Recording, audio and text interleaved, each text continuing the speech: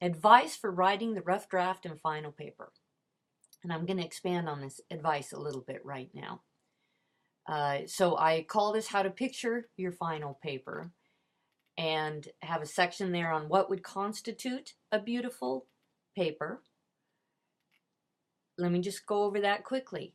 Describe the problem that you are either going to solve or the complex issue for which you are shining a light and contributing to a clearer understanding. So the question about this thesis, solving a problem, a thesis-driven argument, is that after you've introduced a problem like, how do I make sense in 2014 of religious traditions in which spirits are engaged in people's bodies and lives?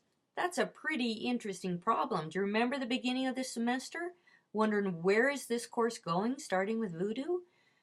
And that by having gone through all of this information, you're now in a different place. You are now in the place where you could articulate to your colleagues, to your family members, some sense of how personhood is understood in these traditions, and how maybe our world becomes a little more interesting when you see different models of personhood in these religious traditions.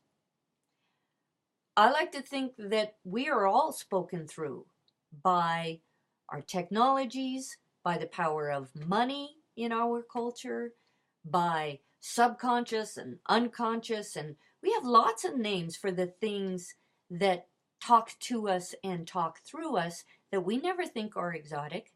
How much is your phone telling you what to do and what to pay attention to these days? So that this idea that spirits are talking through us, maybe this is my little petit bon ange. Maybe this is my little angel now. Maybe I don't travel anywhere without it.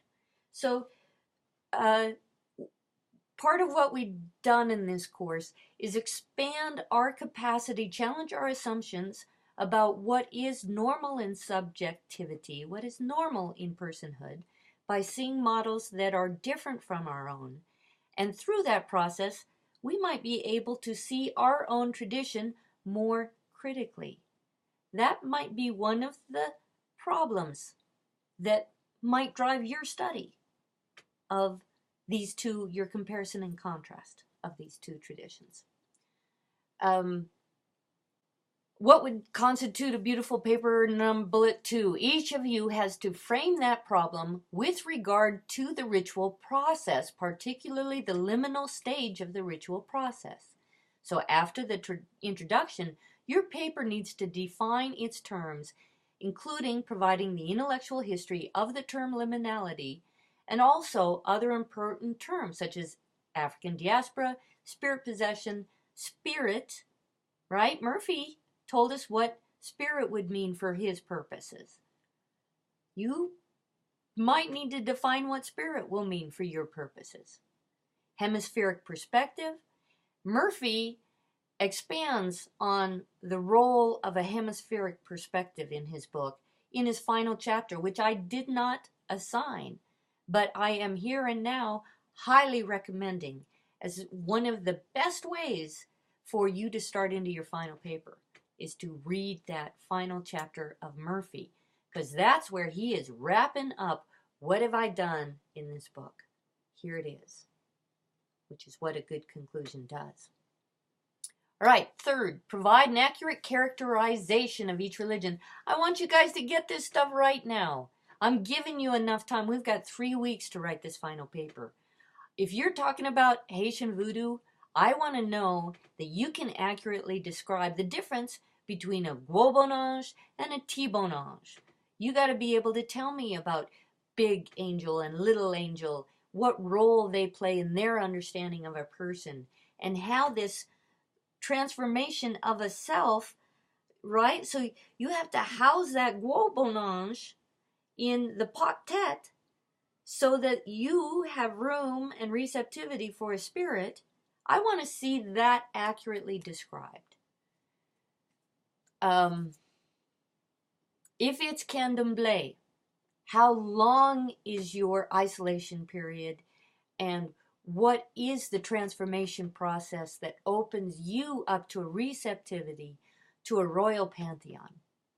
That's interesting. So it's accurate. And so my 3 internal bullets on that: design your presentation from the outside to the inside. Let's follow Murphy. It's a good model. It's a good design. It means that you will consistently provide 2 packages of relative equal volume in which your reader then can do this comparison and contrast with you with similar information regarding both. So, historical and geographical context. Does it matter that slavery ended in a different time in the 2 places you're talking about? It sure does.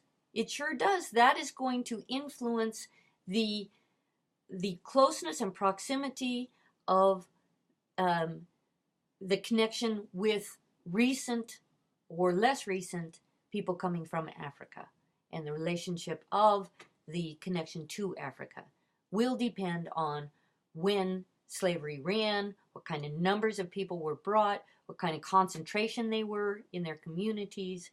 So give me that outside, that here's the big picture on Haiti, here's the big picture on the Black South, wherever it is that you're doing your thing. Move from the outside, then to the inside is where we're going to look at, this is the transformation of a self in Haitian voodoo. This is the transformation of a self in Revival Zion, maybe. So outside to inside on 2 traditions. That's a design structure. I'm guessing that it will work best for you to thoroughly discuss one, then thoroughly discuss the other, rather than say, here's Haiti's historical context, here's Jamaica's. Here's Haiti's person, here's Jamaica's person. But you can decide which is working best for your information. The conclusion of this paper might itself take the last 2 pages. You might clarify what is unique and what is different in comparison and contrast. That last 2 pages before you recap and reiterate your thesis in the conclusion. Murphy used an entire final chapter in order to conclude his material. Then I walk you through, we go back here to some of Brandon's beautiful quotes. You guys can read George Brandon, and then I make some reference to my article on spirit possession. You can read that information now better than you could in the first week of the class. So do it, because it is so rich with these little threads that relate to everything we did over the last 12 weeks, that it's going to come to life for you now in ways that it might have seemed obtuse when you first read it. I walk you through the progress of the course, how we hit that first paper, and a little bit of coaching at the end. So I hope you guys will feel that